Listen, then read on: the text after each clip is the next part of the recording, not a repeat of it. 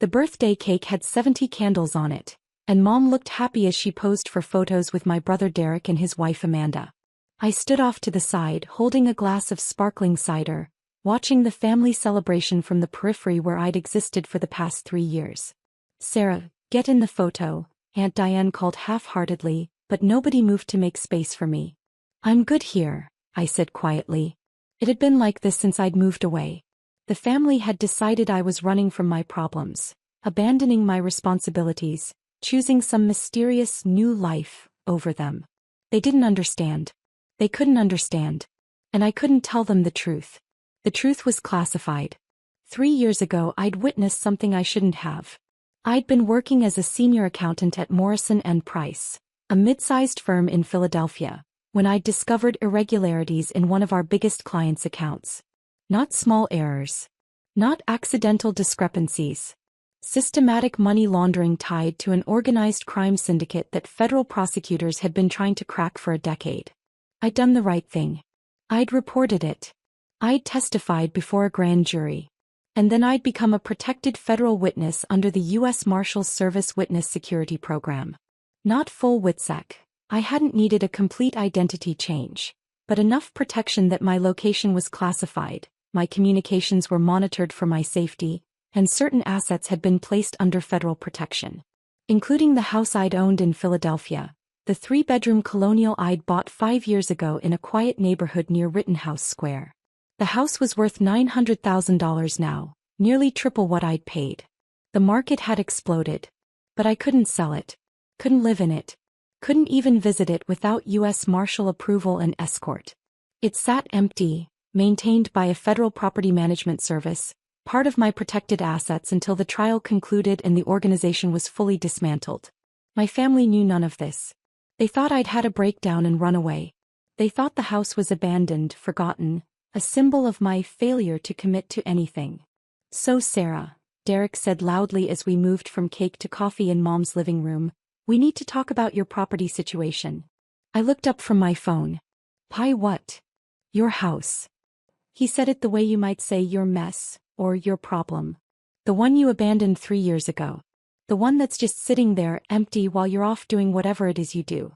"I didn't abandon it," I said carefully. "I had to relocate for work." "Work?" Amanda laughed, that brittle sound I'd learned to hate. "You mean that mysterious job nobody's allowed to know about? The one that pays so little you can't even visit for holidays?" "I'm here now," I pointed out. "After missing 3 Christmases, 2 Thanksgivings and Mom's last birthday," Derek shot back. "You show up for one party and think that makes up for everything?" Dad set down his coffee cup. "Derek, what's this about?" "I'm getting to it." Derek pulled out his phone, tapped a few times, then held it up showing what looked like a real estate listing. "Your empty house is sold. I found a buyer, negotiated a great price and closed the deal last week. Someone had to pay your debts and handle your responsibilities." The room went very quiet. I stared at the screen, seeing photos of my house. My front porch, my living room, my kitchen, listed under sold, with a price of $875,000. "You sold my house," I said slowly. "I handled your abandoned property," he corrected. "The place has been sitting empty for 3 years, Sarah. You weren't paying the property taxes, weren't maintaining it. The neighborhood association was threatening liens. I did what you should have done years ago. I took responsibility." "How?" I asked, my voice very calm despite the ice flooding my veins. "How did you sell a house you don't own?" "Power of attorney," Amanda said proudly. "Derek got it signed 2 years ago when you were still barely communicating with the family. You gave him authority to handle your affairs in Pennsylvania." I had never signed any such document. "I never gave you power of attorney," I said quietly. "Sure you did." Derek pulled up another photo on his phone. "Right here. Your signature notarized and everything. You were so scattered back then you probably don't even remember." I looked at the document on his screen. It did have my signature. Or rather, a very good forgery of my signature. The notary stamp looked official.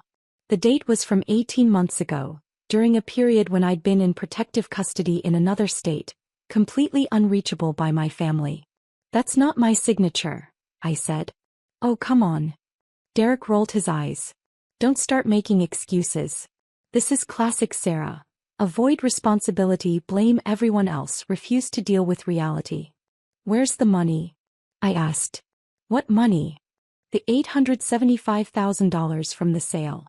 I used it to pay off your debts, Derek said. Property taxes, homeowners association fees, maintenance costs, legal fees for the sale.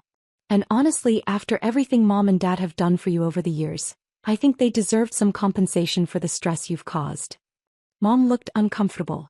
Derek, we didn't ask. You didn't have to ask, he interrupted. Sarah abandoned you. She disappeared for 3 years, barely called, never visited. The least she owes you is the money from that house she was never going to live in anyway. How much? I asked, still in that calm voice. How much went to Mom and Dad? $200,000, Amanda said.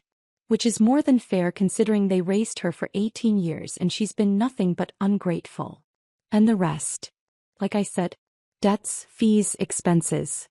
Derek shrugged. There's about $50,000 left. I was going to give it to you today actually. Consider it a gift for finally showing up to something. He pulled out an envelope from his jacket pocket and tossed it on the coffee table in front of me. There's a check. You should be thanking me. I didn't touch the envelope. You forged my signature, I said quietly. You sold a house you had no legal right to sell. You took nearly $900,000 that wasn't yours. And you think I should thank you? I handled your mess, Derek snapped. Something you've never been capable of doing yourself. You ran away from your life, Sarah. You left everything behind like it was garbage. So yes, I stepped up. I took care of business. I did what needed to be done. Derek did us all a favor, Uncle Mike added from his chair by the window. That house was becoming a neighborhood eyesore. Empty properties bring down property values. He protected your investment and everyone else's. He committed fraud, I said. The room erupted in protest. Don't you dare, Mom said, tears forming. Don't you dare accuse your brother of anything. He's been here. He's been present. He's taken care of things while you've been off living your secret life, refusing to tell us anything, treating this family like we're strangers. We don't even know where you live, Aunt Diane added. You won't tell us what you do for work. You show up once a year if we're lucky, stay for an hour and leave. And now you want to complain that Derek handled your abandoned property? You should be ashamed. The house wasn't abandoned, I said. It was being maintained. Property taxes were paid. The mortgage was current. Someone was taking care of it. Who? Derek challenged. Who was maintaining it? Because I drove by there a dozen times and it always looked empty. No cars, no lights, nothing. That doesn't mean abandoned. It means you weren't there, Amanda said sharply. It means you left it behind just like you left this family behind. Derek did what any responsible person would do, he cleaned up your mess. I want to see the sale documents, I said. Why? Derek's eyes narrowed. So you can try to undo it? Find some technicality? The sale is final, Sarah. Closed. Done. The new owners take possession next week. I want to see the documents, I repeated. No. Derek crossed his arms. You don't get to waltz back into our lives after 3 years and start making demands. You lost that right when you disappeared. You want documents? Hire a lawyer. Oh wait, you can't afford a lawyer because you pissed away your career along with everything else. I took a slow breath. My phone had been vibrating in my pocket for the past 5 minutes. I knew who it was. The Marshal's service monitored my location at all times. When I'd entered Mom's house, they'd logged it. Standard procedure. But they'd also likely noticed the elevated stress indicators from my biometric monitoring. The fitness watch I wore wasn't just a fitness watch. Family nodded approvingly, I said quietly, looking around the room. Mom, Dad, Aunt Diane, Uncle Mike, my cousins Josh and Emma. All of them looking at me with disappointment. All of them certain Derek had done the right thing. Finally making sense, Derek said. Accept it and move on, Sarah. You're getting $50,000 you didn't earn. Take it and be grateful. I remained silent. My phone buzzed again. Then again. The doorbell rang. I'll get it, Emma said, walking toward the front door. I heard her open it. Heard her confused voice. Can I help you? Then a male voice, professional and firm. U.S. Marshals Service. We need to speak with Sarah Mitchell immediately. The living room went completely silent. Emma appeared in the doorway, her face pale. Sarah? There are There are federal marshals here for you. I'll handle it, I said, standing up. Two men in suits entered the living room behind Emma.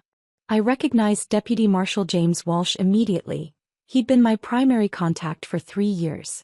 The other man was unfamiliar, younger, his hand resting near his hip in a way that suggested he was armed. Ms. Mitchell, Walsh said, his voice professional but his eyes concerned. We need to speak with you. Now. What's going on? Dad demanded. Why are federal marshals at my house? Sir, I need you to remain seated, the younger marshal said firmly. Everyone stay where you are. Ms. Mitchell, Walsh continued, focusing on me, we have a situation. Our property monitoring systems flagged unusual activity at your Philadelphia residence. A sale was recorded. Can you explain this? I didn't authorize any sale, I said clearly. I haven't been to that property in 3 years as per program protocols. Derek had gone very white. Program? What program? Sir, who are you? Walsh asked, turning to my brother. Derek Mitchell. I'm her brother. I sold the house because she abandoned it. I had power of attorney. You had what? Walsh's voice could have cut glass. Power of attorney. Legal authority to handle her affairs. The sale was completely legitimate.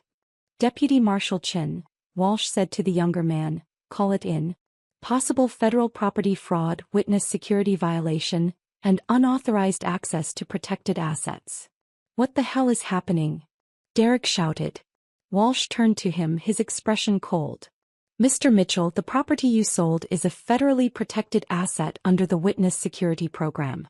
It cannot be sold, transferred, or accessed without explicit authorization from the U.S. Marshals Service and approval from federal prosecutors. The sale you conducted is not only void, it's a federal crime. The room erupted. Mom started crying. Dad was yelling questions. Aunt Diane was demanding explanations. Everyone quiet. Walsh's voice cut through the chaos. Ms. Mitchell is a protected federal witness.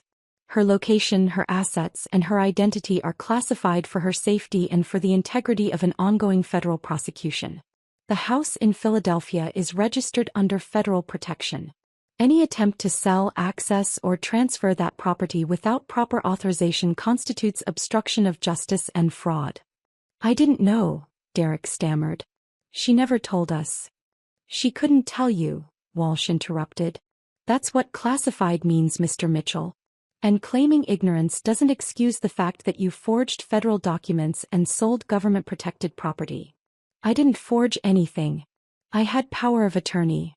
Show me the document, Walsh demanded. Derek fumbled with his phone, pulled up the image and showed it to Walsh.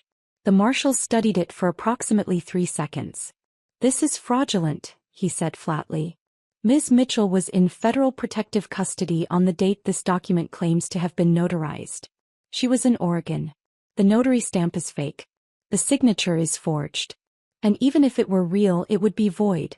Protected witnesses cannot grant power of attorney over federal assets without Marshals Service approval. How was I supposed to know that? Derek shouted. You weren't, I said quietly. Because I couldn't tell you.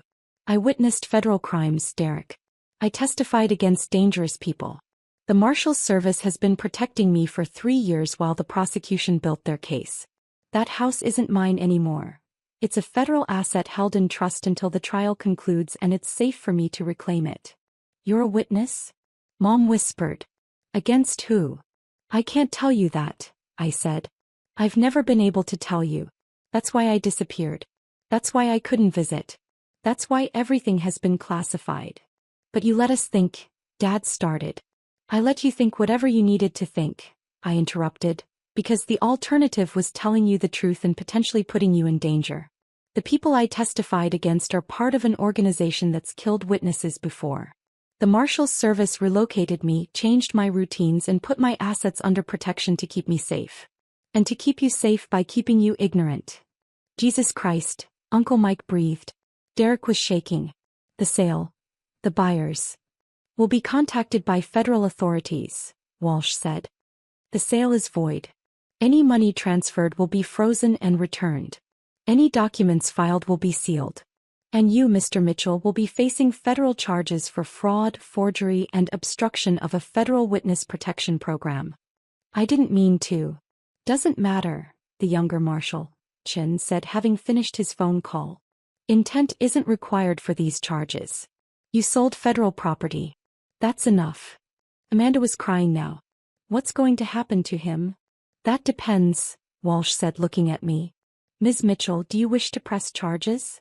The room held its breath. I looked at Derek. My older brother who'd bullied me throughout childhood. Who'd called me weak, called me a failure, called me a coward for running away. Who just admitted to forging my signature and stealing nearly $1 million. Yes, I said quietly. I do. Sarah, no. Mom screamed. He's your brother. He's a criminal, I said. He forged federal documents. He committed fraud. He sold property that was under federal protection, potentially compromising an active witness security case. If the people I'm testifying against found out about this sale, if they tried to trace the property records, they could have found me. Derek didn't just steal money, he potentially endangered my life. I didn't know, Derek whispered. You didn't care, I corrected. You saw an opportunity to take what you thought was mine and you took it. You didn't call me. Didn't ask permission. Didn't question why the house was empty. You just assumed I'd abandoned it, assumed I'd failed at something else, and decided you deserved the money more than I did. We're family, Dad said desperately. You can't do this to family. Family doesn't steal from each other, I said. Family doesn't forge signatures. Family doesn't sell property that isn't theirs. You want to talk about abandonment?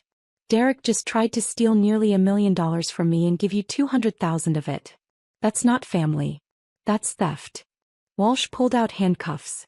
Derek Mitchell, you're under arrest for fraud, forgery, and obstruction of justice in relation to a federal witness protection program. You have the right to remain silent. The scene devolved into chaos. Amanda was screaming. Mom was sobbing. Dad was shouting at me, calling me heartless, calling me a traitor.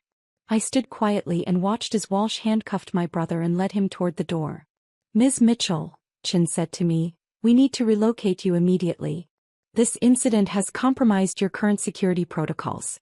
Pack whatever you brought. You're coming with us. I understand, I said. Sarah, don't do this, Mom begged, grabbing my arm. Don't take him away. He made a mistake. He didn't know. He didn't ask, I said, gently removing her hand. He saw an opportunity to profit from what he thought was my failure and he took it. That's not a mistake. That's a choice. You're destroying this family, Dad said, his voice shaking with rage. No, I said calmly. Derek destroyed it when he committed federal crimes. I'm just letting the consequences play out. I followed Chin to the door, leaving behind Mom's birthday party, the uneaten cake, and the family that had never understood why I'd disappeared. In the government SUV, Walsh turned to me from the front seat. You okay? I'm fine, I said. That was your brother. I know. This is going to be all over the news, he warned. Federal witnesses' brother arrested for fraud. It'll complicate the trial. Will it compromise the case? I asked. No. The case is solid. But it'll add media attention. Make things harder for you. Harder than the past 3 years? I asked quietly. He smiled slightly. Fair point. We drove to a safe house in Delaware, a nondescript townhouse that would be my home until the trial concluded in 4 months. Chin and another marshal swept it for security while Walsh briefed me on the new protocols. Your brother will likely take a plea deal, he said. Federal charges, clear evidence. His lawyers will want to avoid trial. What's he looking at? 2 to 5 years probably. Depends on the judge. The prosecutors are pretty angry. Witness protection violations are taken seriously. And the money? Already frozen. The buyers will get their $875,000 back. Your house is still secure, still under federal protection. Nothing actually changed except Derek's freedom. I nodded slowly. For what it's worth, Walsh said, you did the right thing. If you'd let it go, if you'd tried to handle it privately, it could have compromised everything. The organization you're testifying against has people looking for any weakness. A property sale on record with your name attached? They'd have found it eventually. I know, I said. Over the next few weeks, The story played out exactly as Walsh predicted. Derek's arrest made headlines. Federal witness's brother charged with fraud. The news stories portrayed me as either a hero for standing up to corruption or a villain for prosecuting my own brother. My family chose the villain narrative. Mom gave an interview to a local news station, tearfully explaining that I'd abandoned them, that Derek had only tried to help, that I was destroying the family over a misunderstanding. Dad released a statement calling me cold and unforgiving. Aunt Diane started a GoFundMe for Derek's legal defense.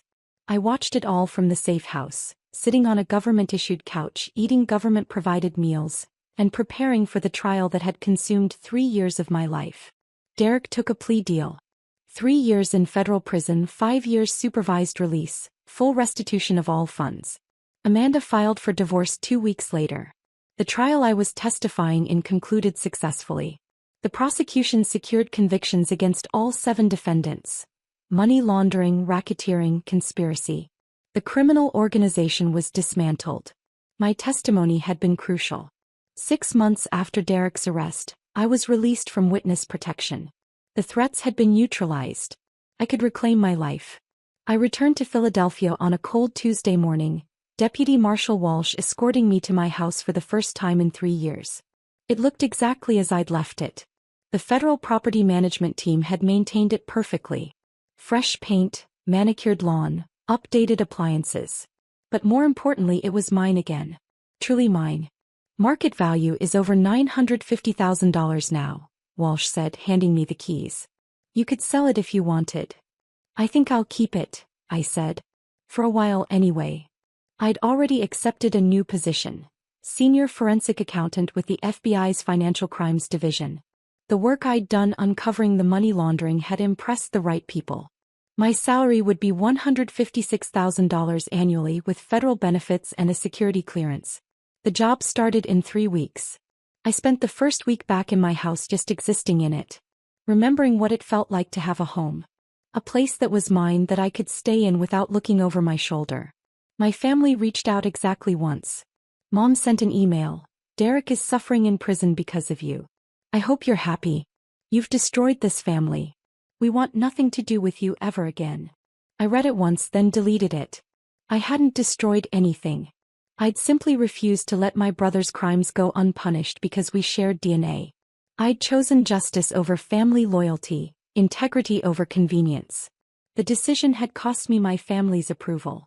But I still had my house, my career, my freedom, my integrity, and honestly, that was worth more than their approval had ever been. 3 months later, I was sitting in my home office reviewing case files for the FBI when my doorbell rang. I checked the security camera, a feature I'd added immediately upon returning, and saw a woman I didn't recognize. Mid-40s, professional clothing, nervous expression. I opened the door cautiously. Can I help you? Ms. Mitchell? Sarah Mitchell? Yes. I'm Jennifer Walsh. I'm an attorney representing your brother Derek. I started to close the door. Wait, please. She held up her hands. I'm not here to harass you or ask you to drop charges. Derek asked me to deliver something. She pulled an envelope from her briefcase. What is it? I asked. A letter. He's been in prison for 6 months now. He's had a lot of time to think. He asked me to give this to you. I took the envelope but didn't open it. Anything else? He's genuinely sorry, Jennifer said quietly. For what it's worth. He understands what he did was wrong. Not just legally wrong, morally wrong. He stole from you. He betrayed your trust. He put your safety at risk. He knows that now. Good for him, I said. He doesn't expect forgiveness. He just wanted you to know. After she left, I sat at my kitchen table and stared at the envelope for 20 minutes before opening it. The letter was handwritten, 4 pages long. Sir, I don't expect you to read this. I don't expect you to care. But Jennifer said she'd try to deliver it, so I'm writing anyway. You were right about everything. I sold your house because I could. Because I wanted the money. Because I'd convinced myself you didn't deserve it, that you'd abandoned it, that you'd abandoned us. I told myself I was being responsible, cleaning up your mess, doing what needed to be done. But the truth is simpler and uglier. I was jealous. You bought that house when you were 26 years old. I was 29 and still renting. You had a successful career, a beautiful home, your whole life figured out. And I resented it. I resented you. When you disappeared 3 years ago, when you stopped coming to family events and wouldn't explain why, I was almost happy. Finally, Sarah had failed at something. Finally, the perfect little sister had screwed up. I never considered that you might have a good reason for disappearing. I never thought maybe you were in trouble, maybe you needed help, maybe something serious was happening. I just saw an opportunity. The house was empty. You weren't there. And I knew where you kept your important documents from when I'd helped you move in years ago. I knew your signature. I knew how to forge it. I told myself I was helping. But I was stealing. From my own sister. I didn't know about witness protection. I didn't know about the federal investigation. But even if I had known, I'm not sure I would have acted differently. I was that far gone in my resentment. Prison has given me a lot of time to think about who I've become. About the person I was to you growing up. The bullying, the dismissal, the constant criticism. I was the older brother. I should have protected you. Instead, I tore you down every chance I got. You deserved better. You deserved a brother who celebrated your success instead of resenting it. Who trusted you instead of assuming the worst. Who asked questions instead of making judgments. I'm not asking for forgiveness. I don't deserve it. I'm not asking you to drop charges or show mercy. You did the right thing, and I respect that, even though it's costing me 3 years of my life. I just wanted you to know that I understand now. I understand what I did. I understand what I've always done to you. And I'm sorry. I'm sorry for selling your house. I'm sorry for forging your signature. I'm sorry for stealing your money. I'm sorry for putting your safety at risk. But mostly, I'm sorry for being a terrible brother for 32 years. You're going to do great things, Sarah. You already have. I hope someday I'll be able to read about your success without feeling jealous. I hope someday I'll have become the kind of person who can be proud of you instead of resentful. I've got 3 years in here to work on it. I hope you have a good life. You've earned it. Derek. I read the letter twice, then set it down on the kitchen table. It was a good apology. Honest, specific, taking full responsibility without making excuses. It didn't change anything. Derek would serve his sentence. He'd be released in 2.5 years with good behavior. He'd rebuild his life somehow. And I'd continue with mine. Maybe someday, years from now, we'd have a relationship again. Maybe the prison time would genuinely change him. Maybe he'd become the brother he should have been all along. Or maybe not. Either way, I'd be fine. I folded the letter carefully and put it in a drawer in my home office. Not thrown away, but not displayed either. Just filed. Part of the record. Part of the story. Then I went back to my case files, back to the work of tracking financial crimes and building cases against people who thought they could steal without consequences. It was good work. Important work. And I was very, very good at it. 3 years later, Derek was released from federal prison. I heard about it through Aunt Diane's Facebook post. Welcome home, Derek. We missed you. You never contacted me directly. Mom and Dad retired to Florida. I sent them a card when they moved but received no response. My career flourished. I was promoted to Assistant Special Agent in charge of the FBI's Financial Crimes Division. I led investigations that recovered hundreds of millions in stolen assets. I became an expert witness, testifying in federal cases across the country. I eventually sold the Philadelphia house for $1.2 million and bought a beautiful brownstone in Washington, D.C., closer to FBI headquarters. I dated occasionally, made friends in my new city, lived a quiet and successful life. And I never, not once, regretted pressing charges against my brother. Because some things are more important than family loyalty. Things like integrity, justice, the rule of law. Things like knowing that you stood up for yourself, that you refused to let someone steal from you just because you shared DNA. Things like being able to look at yourself in the mirror and know you did the right thing even when it was the hardest thing. That's worth more than any family approval could ever be. That's worth everything.